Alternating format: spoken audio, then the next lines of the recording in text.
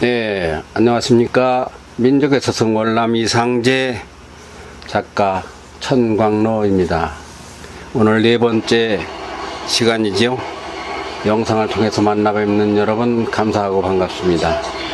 이 영상은 이미 말씀드렸다시피 시각장애인 친구들을 위해서, 어른들을 위해서 만들어진 영상입니다.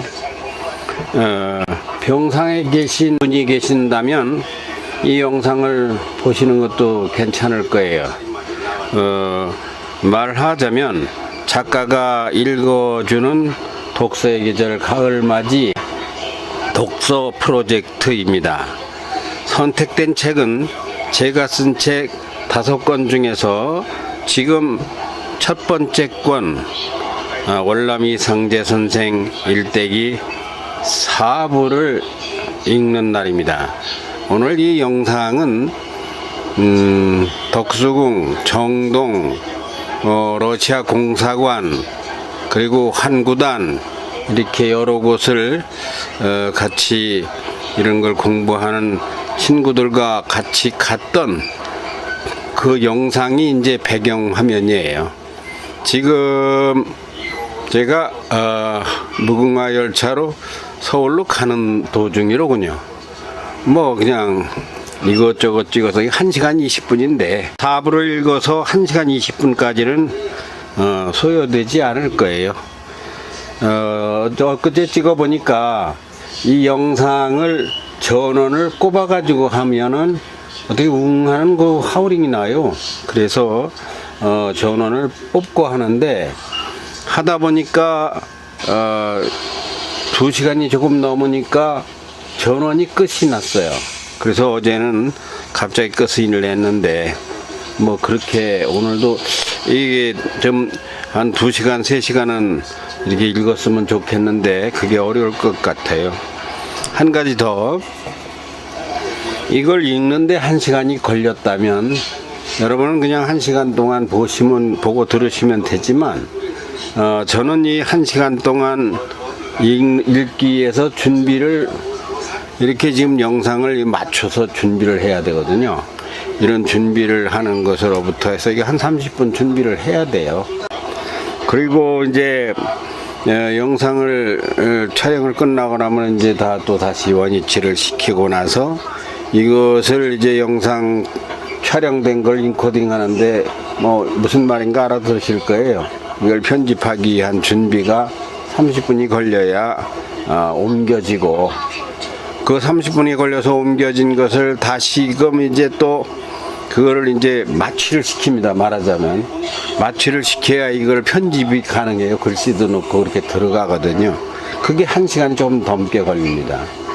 마취를 시켜 놓고 나면 이제 편집을 하는데, 편집은 그 뭐 제가 이제 초보니까, 아마추어니까, 말하자면 전문가가 아니니까, 그러니까 그걸 하다 보면 1시간 2시간이 걸려요. 다시 그렇게 1시간 2시간 된 것을 또 저장을 하는데 다시 1시간 걸립니다. 그 1시간 걸린 것을 또다시 유튜브에 올리는데 또 1시간이 걸려요. 그러면 1시간짜리 영상을 여러분이 보시는데 제가 사용하는 시간은 실제적으로 5시간에서 7시간 사이 이렇게 일을 해야 돼요. 컴퓨터가 이제 뭐 열을 받고 힘들어 하죠. 아무튼 그래요. 전에는요, 이 1시간짜리를 하나 촬영을 해서 영상을 올리려고 할 것 같으면은 자꾸 실패를 하고 오타 나오고, 오타야 뭐 그렇다 하지만 눈이 어두우니까 하여간 하루에 못 올렸어요. 1시간짜리를 1시간짜리 올리는데 나흘 걸린 적도 있어요. 지금은 이제 그게 또 기술이 늘어서 지금은 이제 5시간 6시간 되면 올라갑니다. 부탁드리는 것은, 여러분, 이것은 한 사람만 봐도 관계없는 영상입니다. 이거는 뭐 인기를 끌자거나 뭐 그런 영상이 아니에요. 어찌 보면 저로서는 유언 영상이에요. 또 지는 시각 장애인이나 병상에 있는 혹은 노안으로 눈이 어두운 분들에게 그들을 위한 정말 장애 노인 1% 그분들을 위해서 만든 1%도 많죠. 한국의 1%면 대단히 많은 거고. 하여튼 0. 몇 프로 한 사람만 봐도 관계없는 일입니다. 그럼 이제 시작하겠습니다. 월남 이상제 제1권 제4부 쌀 한 가마니. 가을이다. 현만의 건강이 좋지 않다. 누워있는 날이 많아 예불도 드리지 못하는 날도 있다. 상제를 봉사함에 보낸 희택은 상제가 공부를 잘하고 있는지 궁금하여 봉사함을 몇 번 다녀갔다. 주로 밤에 찾아와 조용히 문 밖에서 상제의 거동을 살피기만 하다가 책 읽는 소리를 들어보고 돌아가곤 했다. 그런 희택이 오늘은 쌀 한 가마니를 지게에 지고 산을 올랐다. 가을 단풍이 곱게 물든 가을이다. 관아에서 녹봉과는 별도로 쌀 한 가마니를 주어 받아가지고 스님께 왔습니다. 몸도 편치 않으신데도 우리 상제 가르치시라고 애쓰시는데 아비 노릇을 제대로 못해 지고 왔습니다. 이석이님 댁도 어려우실 텐데 받아야 할지 모르겠습니다.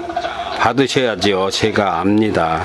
상제 때문에 애써 책을 구해주신다는 말도 들었습니다.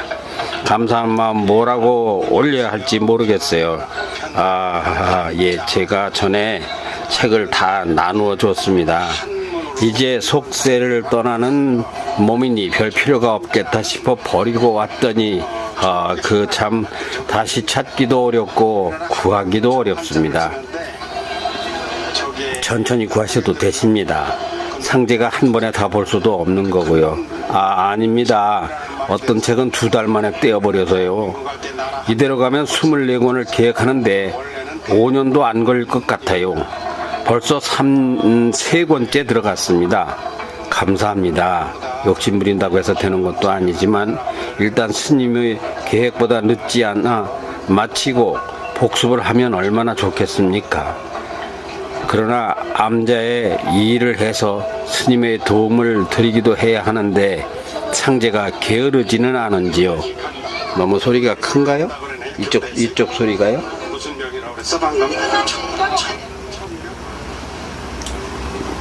예. 덕수궁 앞인가요? 제가 돋보기를 쏘는데 여기가 안 보여요. 예, 덕수궁 앞이는 것 같네요.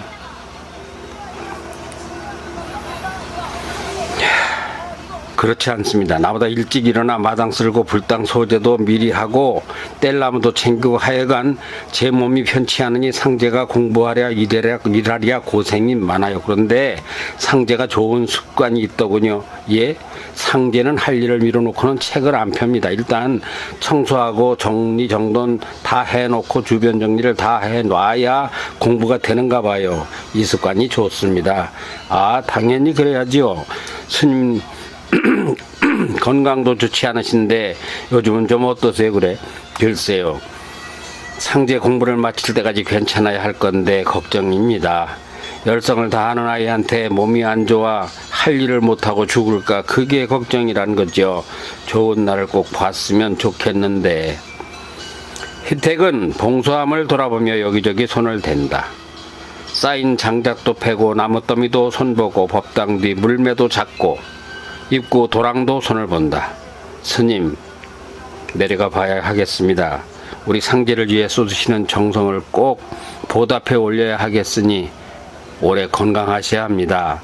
언제 뜻을 이룰지 모르지만 아비가 부족해서 뒷바라지를 못하는데도 상제 공부가 잘 되는 것을 보며 감사드립니다. 희택이 봉소함을 내려가려 인사하자 현만이 인사를 받는다. 아직 상대한테는 과거가 어떤 건지도 가르쳐주지 않았습니다. 오히려 애가 실망할까 봐서 말이 안 떨어지는데 이젠 과거에 대해서도 말해줄 생각입니다. 그러나 조급해 하시지 말고 하여간 잘 내려가세요.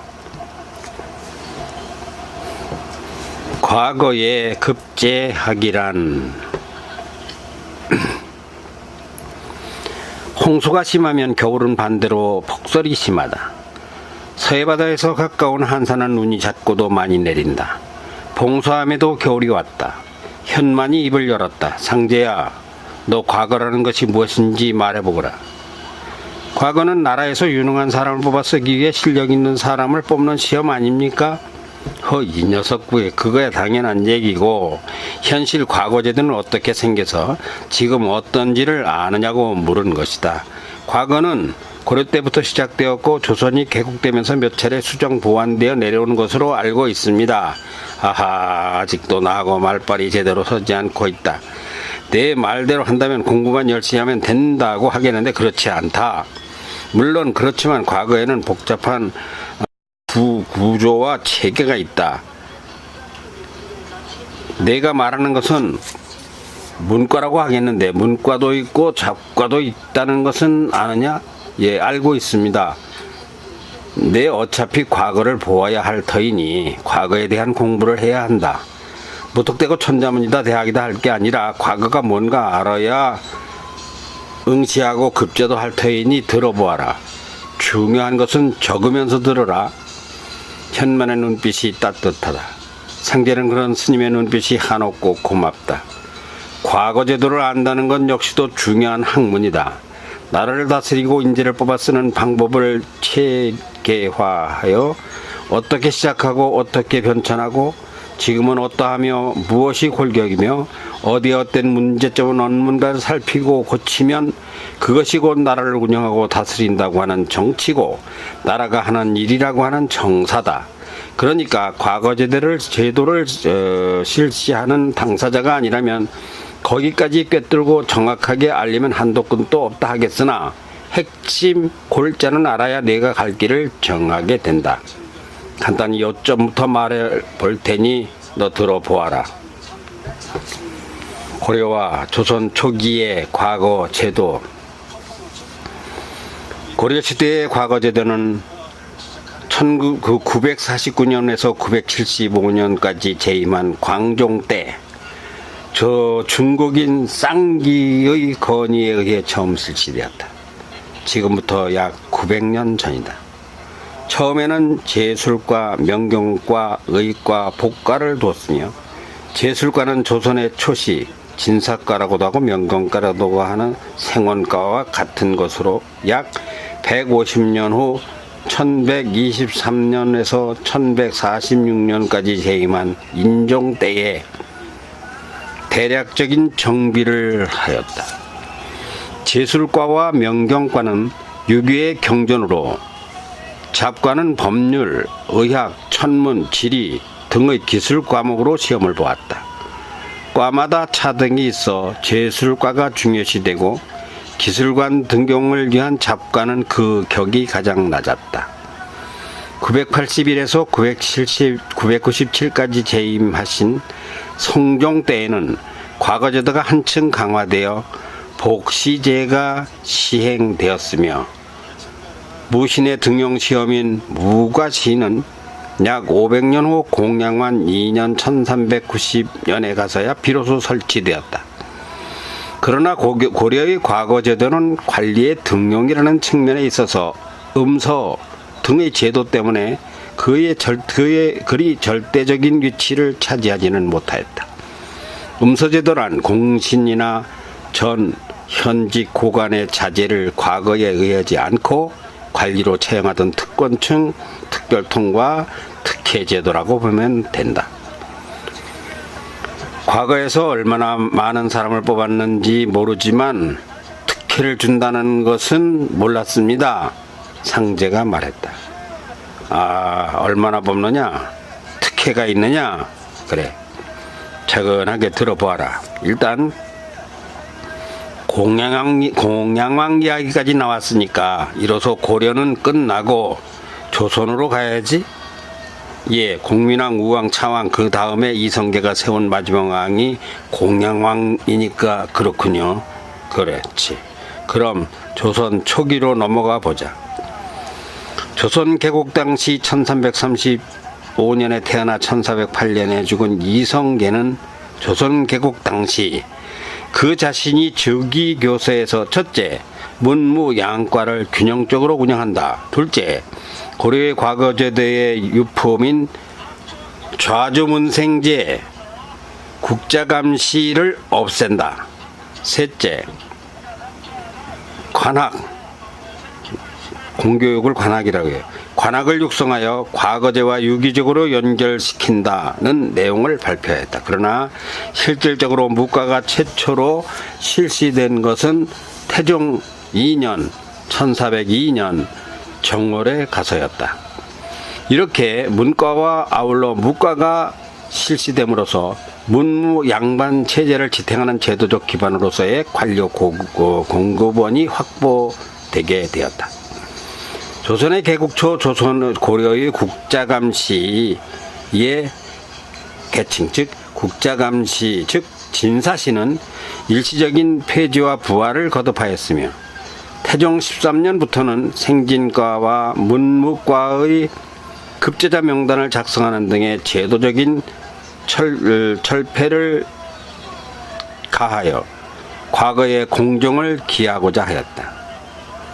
나라에서 인재를 육성하여 세운 학교, 성균관, 국자감 같은 관학을 부흥시키려는 노력을 고려 말 신진 4대부들에 의하여 이미 추진되어 왔으며 본격적인 실시는 조선의 개국과 함께 이루어졌다. 관학은 조선조 질서 유지의 기본 틀인 주자학을 보급하는 중추적 역할과 함께 새 왕조에 필요한 새 인재를 양성하는 요람으로서의 역할을 담당하였다. 이러한 과정을 거친 조선의 과거제도는 대체로 태종조에 정비되었으며 이때에 제도화된 것은 성종 5년에 반포된 경국대전에서 대부분 법제화되었다. 문무과는 고급 관료를 뽑는 시험이고 작과는 하급 직능 관료를 뽑는 시험이었다. 이러한 의미에서 과거는 초입시로서 중요한 관문이었다. 초입시로는 과거 이외에 문음, 천거라는 것들이 있었으며 특히 문음은 초임사에 있어서 과거제와 쌍벽을 이루는 두 가지 중요한 관문이었다. 음소는 고려에서 생겨 조선 초기에 활발했겠군요. 지금도 문음이 있습니까? 상제가 말했다. 있지. 이름만 바뀌었고 그러나 철종임금은 과거를 치를 정신이 없는 상태라 있기는 있어도 방식이 아주 다르다. 내가 아는지 모르겠지만 세도정치 세월이니까. 예, 압니다. 외가 처갓집 식구들이 높은 벼슬을 한다는 건 말씀이지요. 세도정치란 원래 세도가 아니라 인간세자 세도였다. 권세세자 세도가 아니라 인간세자 세도였다. 세도정치라고 하면 올바름도 힘으로 꺾는다는 뜻의 비판하는 말이고 고려시대의 인간세자 세도라는 말이 처음 된 의미는 백성을 위한 정치라는 것인데 이렇게 비판어로 쓰이고 있는 것이지 결국 실력 대 실력이 아닐 수도 있는 것이 과거제도라고 볼 수도 있는 것입니까? 뭐라? 별소리를 다 한다. 쓸데없는 소리 마라. 실력이 최고라고 알아야 한다. 예, 그러면 과별로 시험은 어떻게 치르게 되는 것입니까? 그래, 들어보아라. 내가 바라보는 문과부터 말하겠다. 과거 문과 문관 등용 시험인 문과는 크게 대과와 속과로 나누어져 이 두 가지 시험은 식년시라고 하여 3년에 1차씩 정기적으로 시행되었다. 초급 문관 시험인 속과에는 생원과와 진사과가 있었고 이를 생진과라고 통칭하기도 하였다. 이 시험에는 초시와 복시가 있었고 여기에 합격한 자를 생원, 진사 이렇게 불렀다. 중급 문관 시험인 대과에는 진사와 생원, 하급 관리, 성균관 유생 등이 응시하였으며 초시와 복시를 실시하여 급제자를 선발한 후에 임금 앞에서 과거 시험으로 최정상을 지르는 제도라고 할 수 있는 전시에서 그 등급을 결정하였다. 즉 문과의 경우 생진초시, 생진복시, 문과초시, 문과복시, 문과전시 이런 단계로 나누어졌다. 글을 짓고 시를 짓는 제술시험은 시나 글을 짓는 능력을 보는 시험으로 상상에서 하하까지의 9등급으로 채점하게 되어 있었다. 급분 평점은 상상의 9분을, 하하의 1분을 주었다. 경서의 대목을 애우는 강경 또는 해강 시험은 경서를 강독하여 애우는 시험으로 아주 잘한다고 하는 대통, 그저 잘한다고 하는 순통으로 사소오경과 그 외의 책을 세밀하게 이해하고 통달하는가의 여부를 보는 것인데, 평점은 통이라 하면 해석, 훈속이 능숙, 정통하고 완전히 이해했으며, 변설은 의문의 여지가 없다는 뜻으로 좋은 점수를 받는다는 뜻이며, 이하 약은 구두와 훈석이 모두 분명하고 대의가 통하기는 하나 아직 완전히 이해하지 못함. 조는 구두와 훈석에 틀림없고 일장의 대의를 잃지 않았으나 강론이 완전하지 못함. 불은 불합격이다. 생진과, 진사과, 소과와 진사과 이 이야기입니다. 소과인 생진과는 생원과와 진사과로 구분되어 있었으며, 첫날에 초장인 진사시를 실시하고 다음날에 생원시를 실시하였다.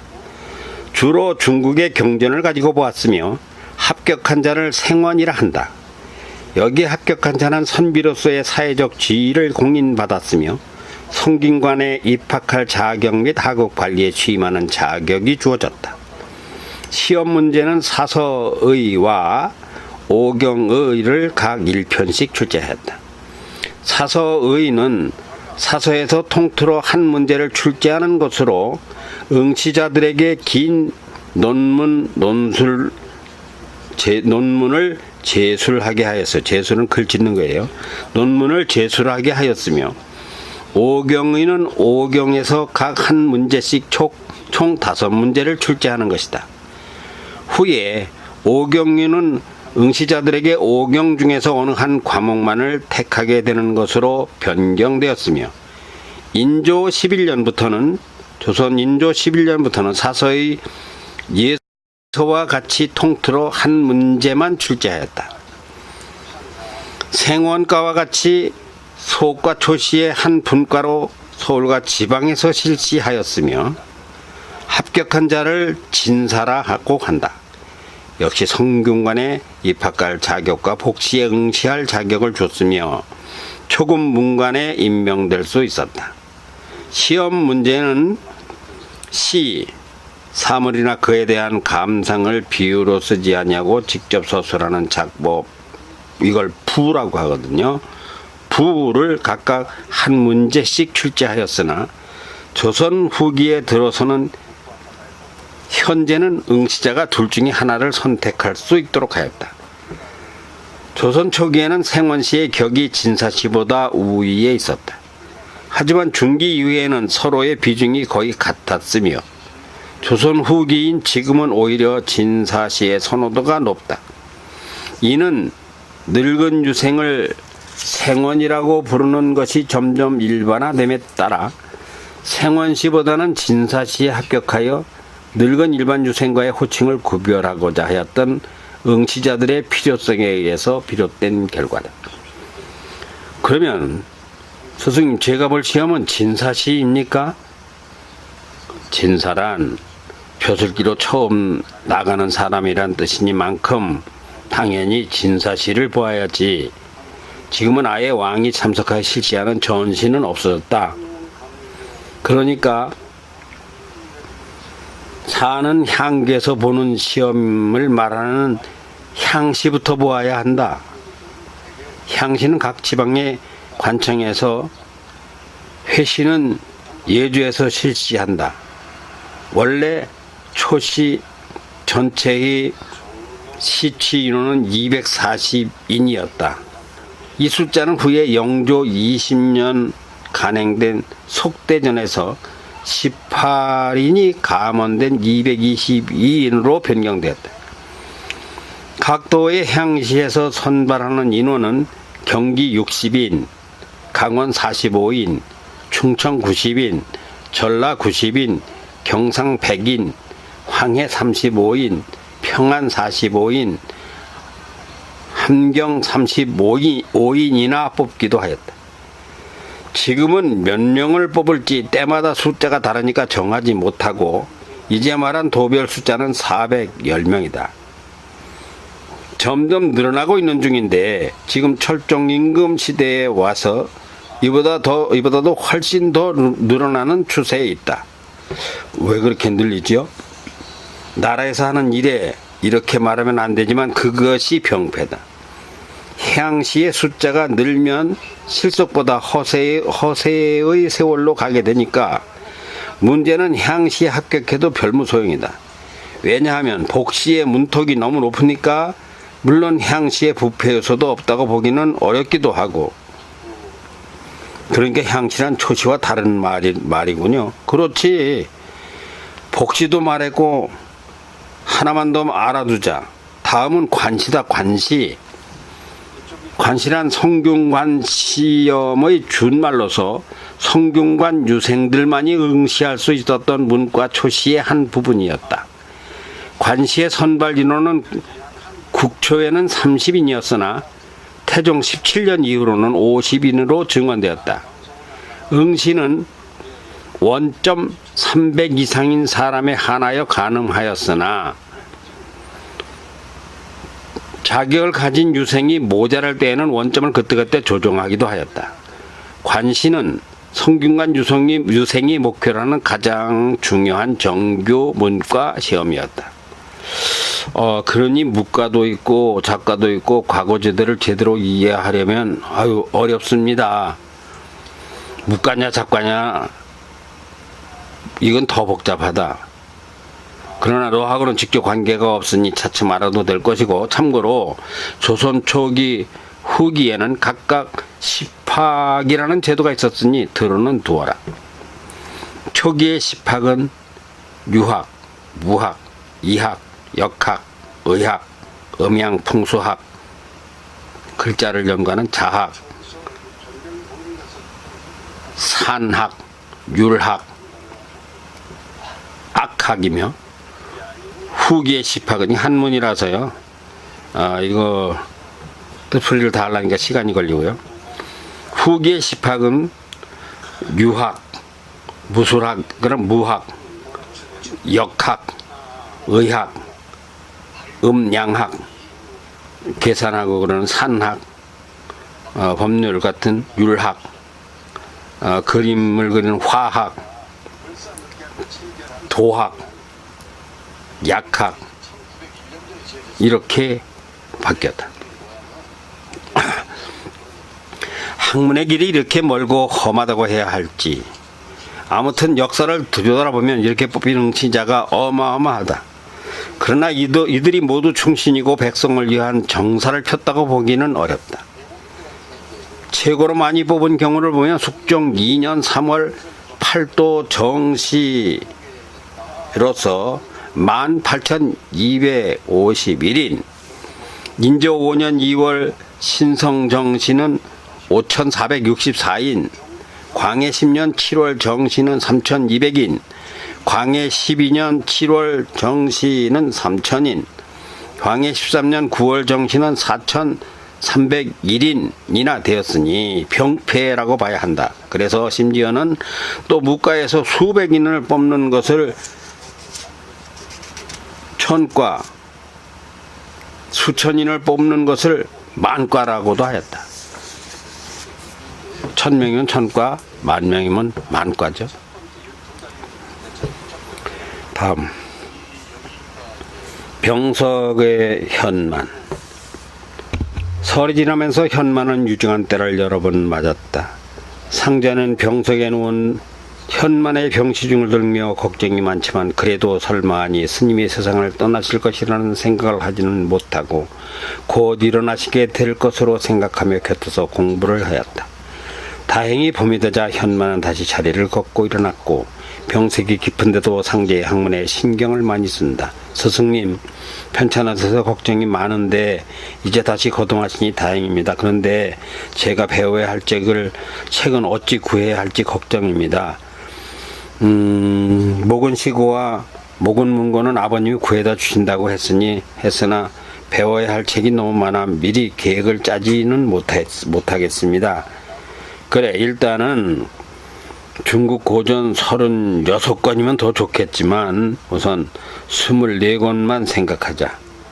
1년에 한 권을 떼면 이게 24년이 걸리는데 그래서는 안 되고, 내 나이 이제 12살 들어가니까 7년 답어도 넉 달에 한 권을 떼야 18, 9에나 과거를 보러 가게 된다. 그러니 목은 문정공께서는 내 입으로 말하기를 이미 14살 때 진사 성균시에 수석으로 합격했다고 하지 않았느냐? 너는 불과 천자문 떼고 동몽선섭 떼고 얼마 전에 겨우 소학 마치고 사서 5경에서 대학을 배우는 중이니 1년에 몇 권이나 떼겠느냐? 그러나 공부가 욕심대로 되는 것이 아니고 내 몸과 기력과 맞아야 마치게 돼 있다. 명심보감도 떼었지 않습니까? 뭐야? 사산의 명심보감 말이냐? 그것은 교양서지 딱이 학문서라고 하기에는 좀 다르다. 아무튼 잘못하다가는 나이 30이 돼도 초시에도 못 갈 터이니 어찌 문정공 모근의 후손이라 하겠느냐. 일단 대학을 빨리 떼야 한다. 그리고 논어와 맹자나 오경에 이어 한비자를 거쳐 순자, 근사로, 다음에 춘추자전, 통감으로 계속 나가게 할 생각인데, 그러려면 내 나이가 지금 이미 너무 많은 편이다. 지금쯤은 학문의 방향을 잡아 정치냐, 교육이냐, 아니면 천자문이냐, 천문지리냐 등등 학자의 길에 접어들었어야 하는데 아직 길도 다 못 닦고 방향을 찾아 헤매고 있으니 나도 생각이 많다. 그런데 제 걱정은 심지어 어떤 책은 책 한 권에 쌀 한 가마니를 줘도 구하지 못한다 하셨으니 아버지가 그 많은 책을 어찌 구해 주실지 걱정입니다. 그렇다고 날품을 팔아봤자 1년 가도 책 한 권을 못 사는 터라 저 자신이 배워 감당하는 것도 문제지만 책이 더 걱정입니다. 머슴 사는 칠떡이가 나이 갓스물인데 1년에 세경이 겨우 쌀 반가마니에 보리 반가마니 아닙니까? 그래, 알고 있으면 됐다. 그래서 공부는 아무나 못한다. 첫째는 부모가 공부에 대한 집념이 있어야 하고, 자식이 재주가 있어야 하고, 세 번째는 돈이 넉넉해야 하는 것이 공부다. 책을 다 사려면 내 나이 30 되도록 날품을 팔아도 살 수 없을 것이다. 어떤 책은 돈이 아무리 많아도 구하지도 못하고 그걸 가르칠 스승님을 만나 배우려면 그 수고비를 돈으로 너 계산하겠느냐? 그래서 나도 생각이 있기는 한다만 뭐 잘 될지는 모르겠다. 상계는 이게 무슨 말인지 궁금하다. 생각이 있다면 책을 사주신다는 것일까? 좋은 생각이 있으시다고요? 현만이 눈을 내려뜨고 상제를 보며 빙긋이 웃는다. 있긴 뭐가 있어 이놈아. 내가 네 선생이 되어주면 됐지. 뭘 더 바라느냐. 양반 가문에 개인 스승을 모시면 돈이 얼마인지나 아느냐. 자식 공부시키려면 저 아래 오라리들과 장밭들이 다 내 집 땅이라 해도 부족한 정도라는 것을 알기나 하느냐? 아마 황소 100마리를 팔아도 안 될 것이다. 돈보다 스승이고 스승보다 자신이 중요하다니까 그러네. 그럼 생각이 있으시다는 것은 무슨 말씀입니까? 그것은 공부를 아무리 해봤자 소용이 없다는 말이다. 예, 소용이 없다니요?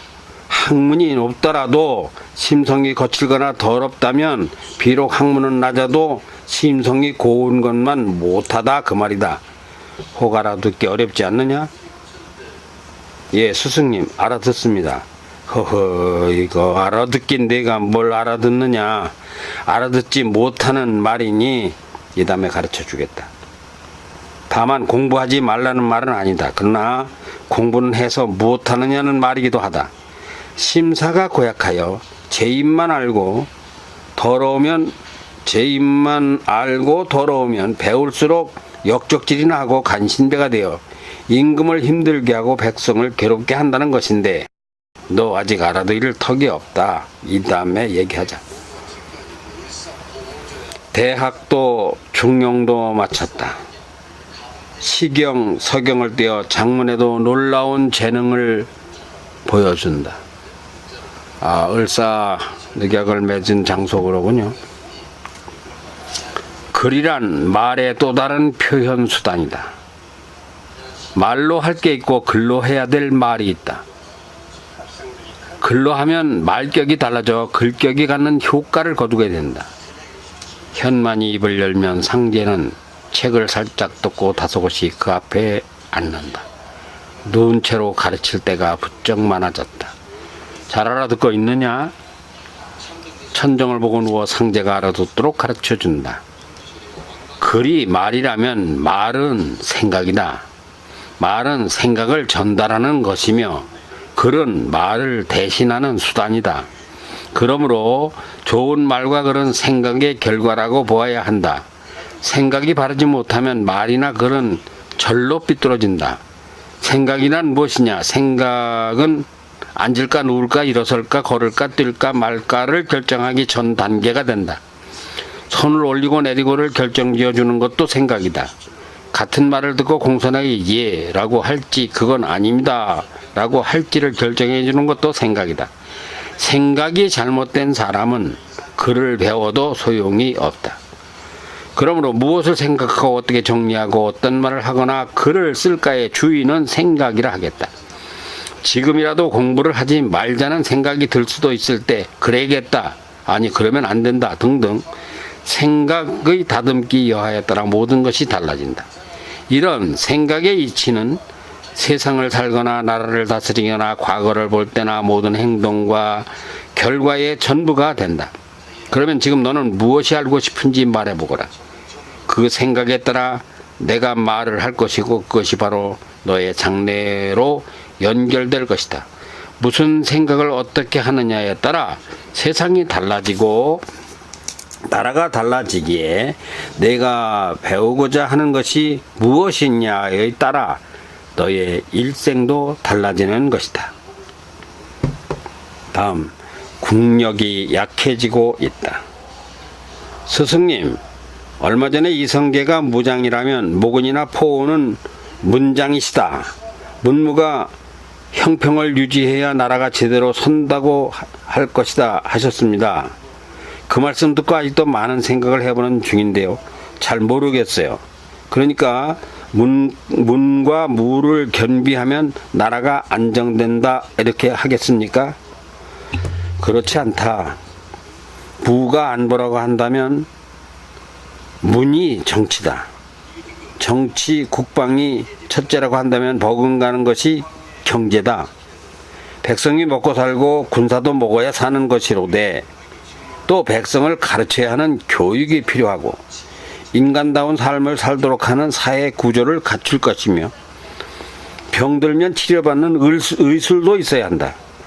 더불어 수재나 한재가 들면 그래서 농사가 흉년이 들지 않도록 네 아버지처럼 농토를 만들고 농기구를 만들고 수로를 내고 수확한 것을 탈곡해 들여야 하는 것이랑 나라가 나라답다 하려면 이러한 절대적 기능이 안정되고 무한대로 발전해야 옳다.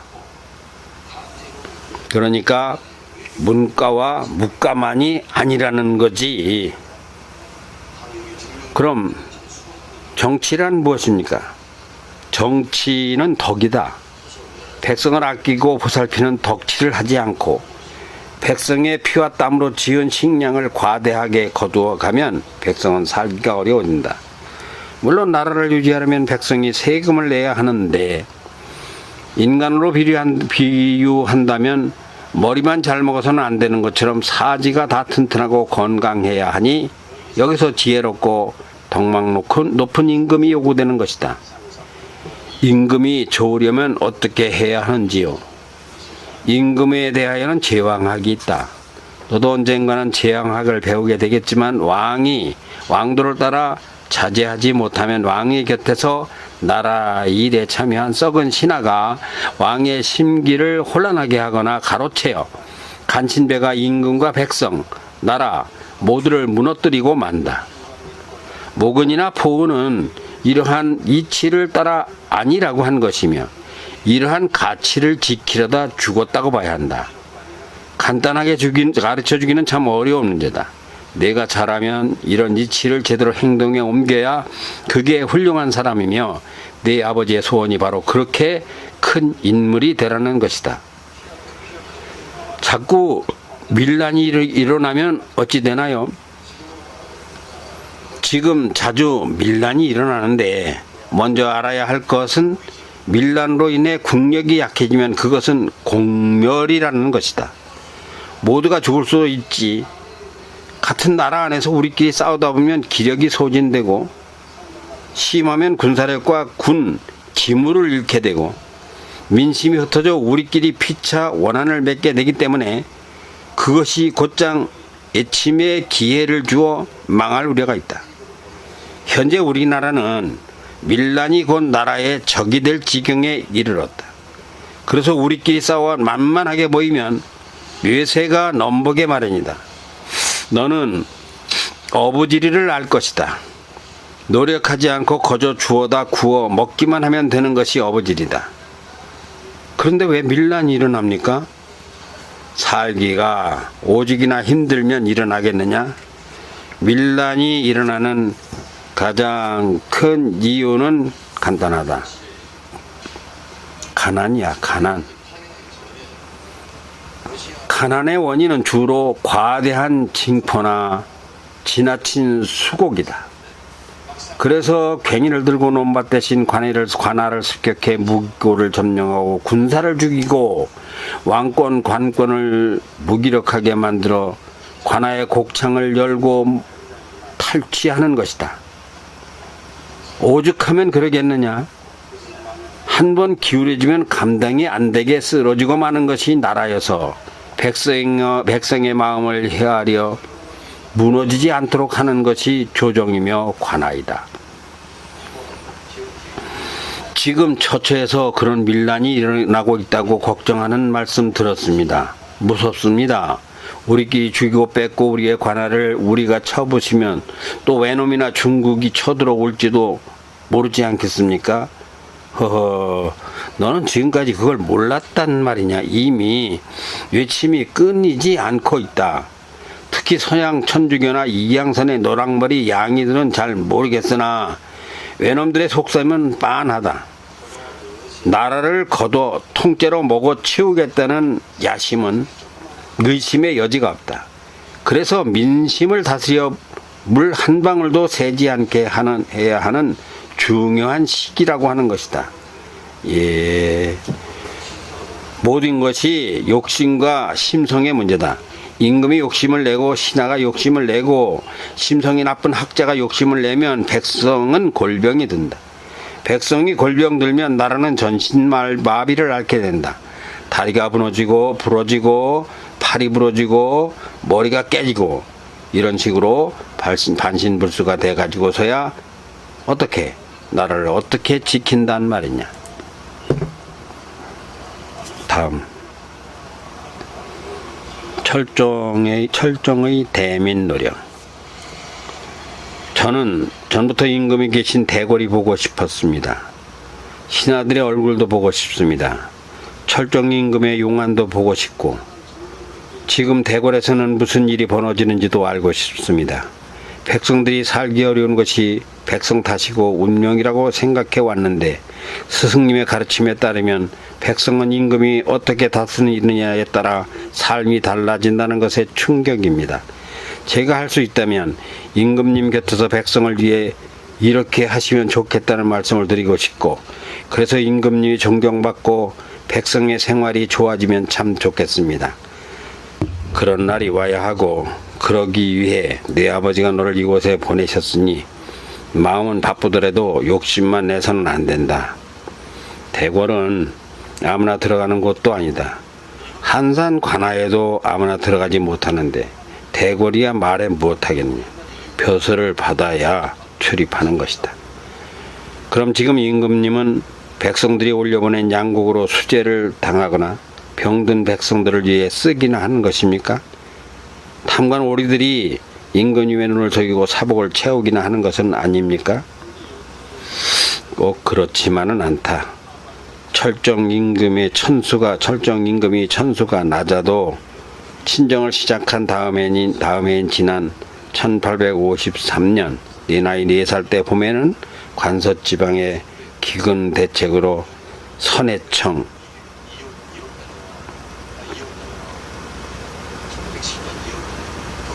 선해청에 전 5만 양과 사역원 이게 해설이 있어서요. 그래서 제가 이렇게 더듬어요. 선해청하고 괄호를 열고 대동미와 대동목, 대동보 따위의 출납을 맡아보던 관아 선조 41년 1608년에 두었다가 고종 31년 1892년에 없앴다. 이렇게 선해청이고요. 그 다음에 사역원 가로 열고 애국어의 번역 및 통역에 관한 일을 보던 관아 고려 말에 통문관을 고친 것으로 고종 31년 1894년에 폐하였다. 선해청과 사역원 삼포세 6만 양을 민간에 대여해 주도록 하였고, 또 그해 여름에 가뭄이 심해지자 재물과 곡식이 없어 구제하지 못하는 실정을 안타까이 여겨 재용의 절약과 탐관오리의 징벌을 엄명하기도 하였다. 1856년 내 나이 7살 되던 해 봄에는 화재를 입은 1천여 호의 민가에게 은전과 약재를 내려 구휼하게 하였으며 함흥의 화재 민에게도 3,000냥을 지급하였다. 그해 7월에는 영남의 수재 지역에 내탕금 가로 열고 임금이 사서로에 쓰는 돈 가로 닫고 2,000냥, 단목 2,000근, 호초 200근을 내려주어 구제하게 하는 등 빈민 구제의 성의를 보이도 했다. 아, 그렇군요. 그런데 우리 한산성에도 내려왔었나요? 그건 모르겠고, 아무튼 큰일을 하려면 나라가 돌아가는 기본 구조를 잘 알아야 한다. 그것이 바로 세금이다. 토지세에 대한 징수인 전정 가로 열고 조선시대 세금 중 하나. 전정은 본래 토지 1결 가로 1결은 10동 1동은 논두렁 죽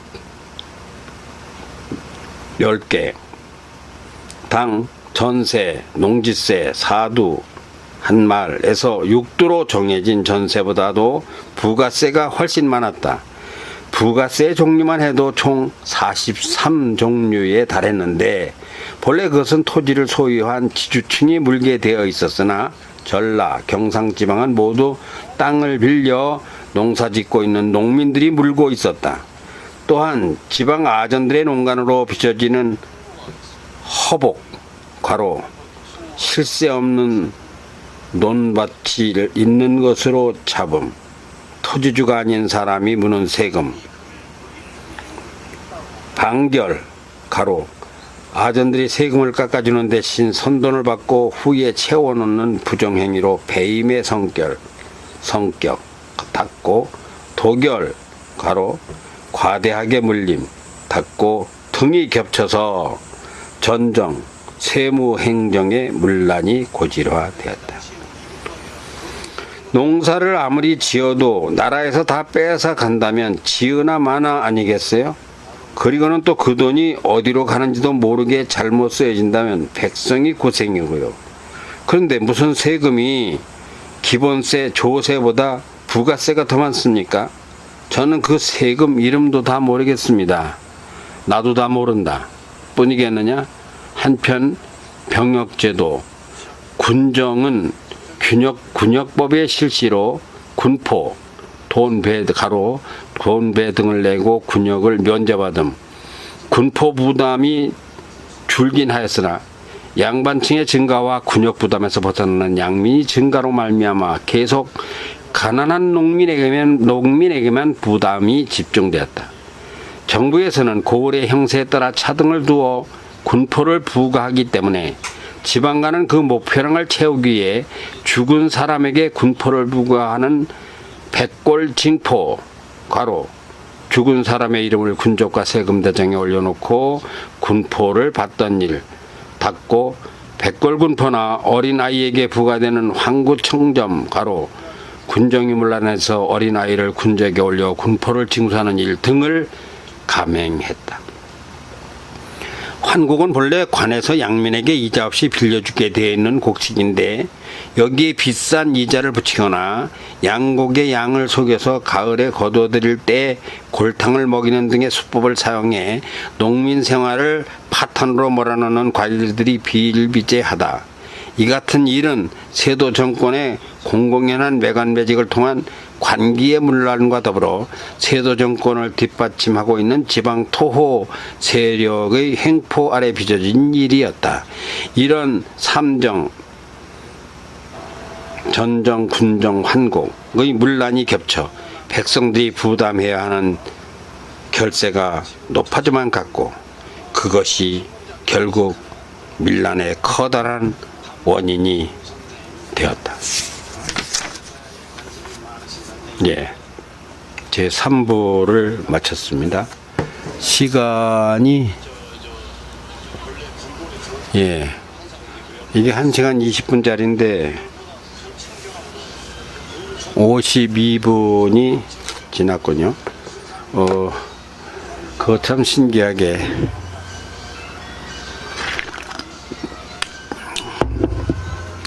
다섯 권의 이 책이 각 권마다 15부씩 돼 있는데 일부를 읽으면 시간이 대략 50분에서 1시간이로군요. 소리내서 읽으니까 그렇게 걸리는군요.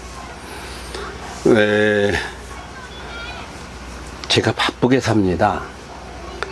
이런 영상은 가서 촬영하고 와서 편집해서 올리고 이거 한 편을 저런 걸 제작을 하려면 지금 이거는 이게 초창기에 제가 이제 이때만 해도 이 자막 넣는 것도 배우지 않아서 못했을 때예요. 이때는 이거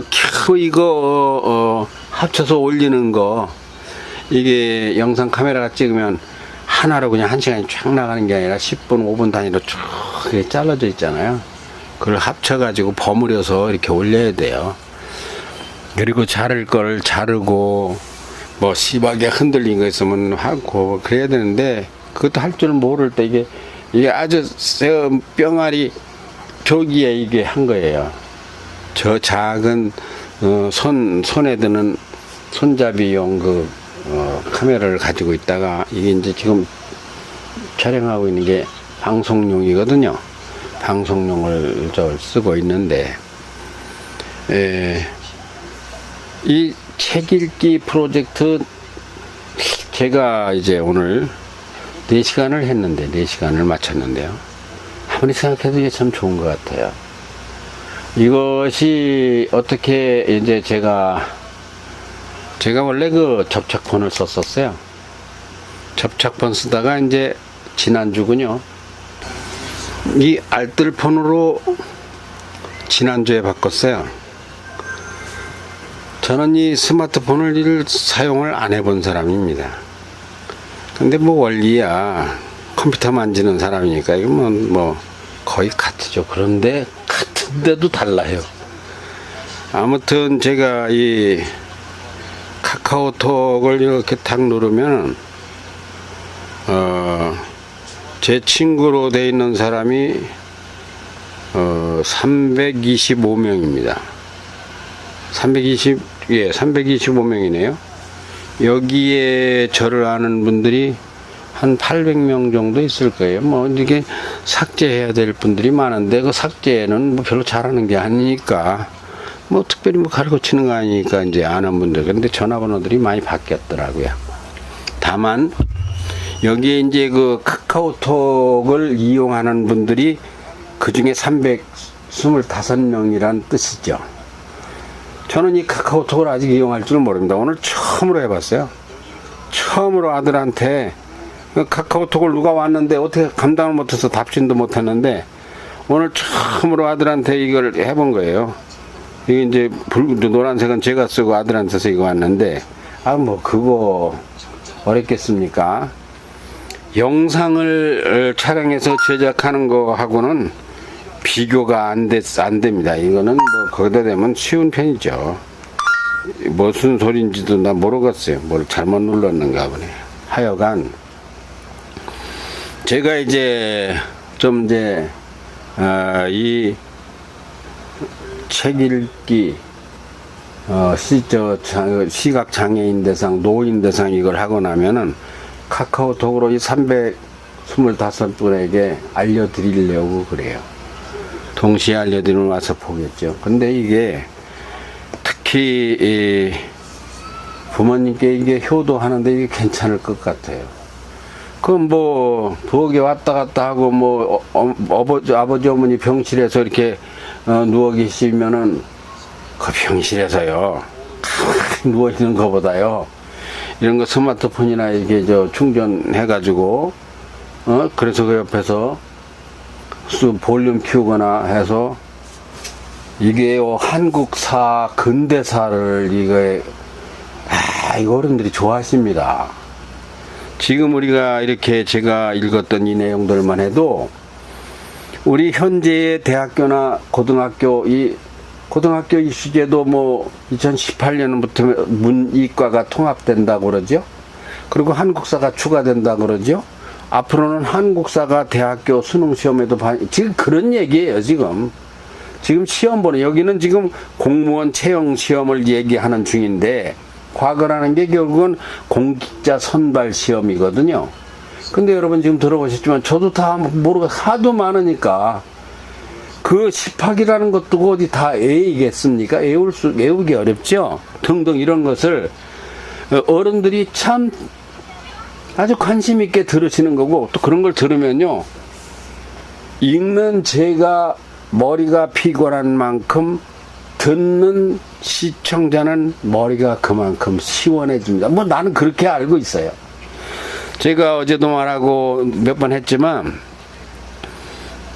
책을 읽는다고 하는 거는 쓰는 것보다 더 어렵습니다.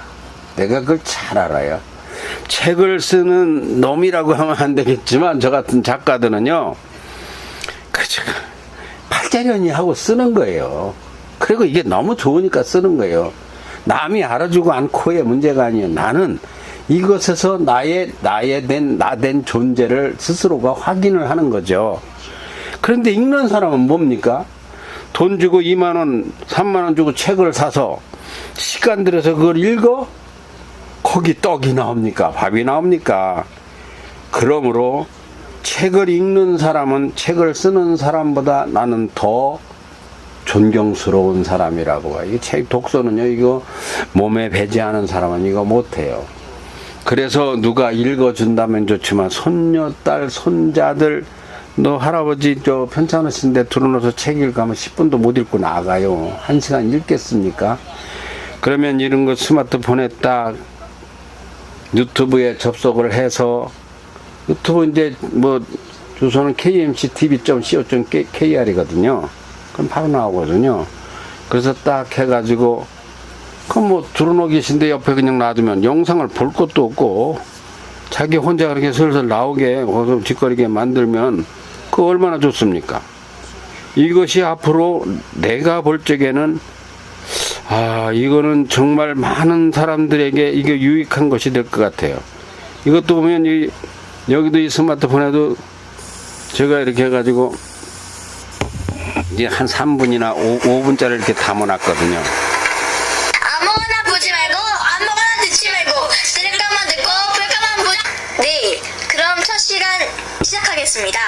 먼저 1부 주제별 뉴스를 보내드리고 이어서 2부 뉴스 토크쇼로 진행합니다. 이 엄청난 과정 동안에 사람이 죽을 때 총으로 빵 사서 빵 죽으면 괜찮은데 재밌잖아요. 죽기 전에 손가락 하나 자르고 귀 자르고 코 자르고 이렇게 살을 뒤지고 비비고 이렇게 해서 죽으면 그 고통이 엄청나거든. 이거는 지금 한국 인구가 2075년에 2천만으로 준다는 거예요. 현재 같이 따지면. 그러면 2천만으로 줄면 우리나라 내수 시장이 이렇게 고통을 당하게 된다는 이야기를 하고 있던 그 얘기를 이렇게 줄여서 이렇게 해놨군요. 지금 제가 제 나름대로는 이거 뼈심 들이는 겁니다. 그런데 저는 이것이 좋아서 하는 거니까 이걸 함으로써 오히려 기력이 더 나죠. 그런데 이거를 듣는 분은 2배가 날 겁니다. 저는 그렇게 알아요. 그래서 여러분이 아버지 어머니 한번 들어보시라고 뭐 라디오 듣듯이 그래가지고 탁 해서 이렇게 해가지고 여기는 뭐 이제 너무 커서 지금 안 들어가지만 유튜브에 되면은 바로 들어가거든요. 그러면 유튜브에 갔다가 이걸 딱 하면은 얼마나 좋겠어요. 뭐 참 이런 것도 보면 이게 우리 세종시 최규진 교육감 취임식에 우리 손자 손녀 또 뭐 이게 제자니까 할아버지라고 하니까 나를 시작하면 하는 거지. 우리가 그까 뭐 할 게 있다고 일이야. 먼저 언니 몇 번을 말했는겨. 교육값 지우기 잘해봐야 된다 그랬잖아. 어이 참. 할아버지 할머니 소리를 내고 일이야. 얘들이 이걸 잘하길래 내가 이런 원고를 써서 준 거예요. 이제 이것저것 치맥기가 약간 있어가지고 사회보기를 해놓고 잊어버린 역할이요. 그렇게 한 거예요. 그러니까 이렇게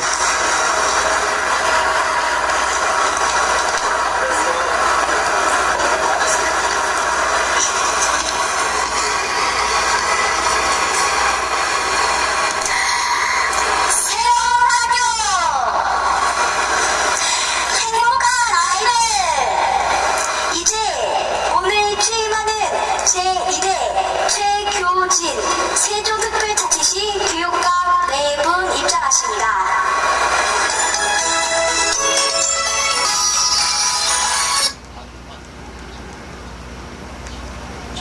톡배기 진행 6페이지 중 3 애플리케이션 제가 이거 만져도 뭔가 몰라요.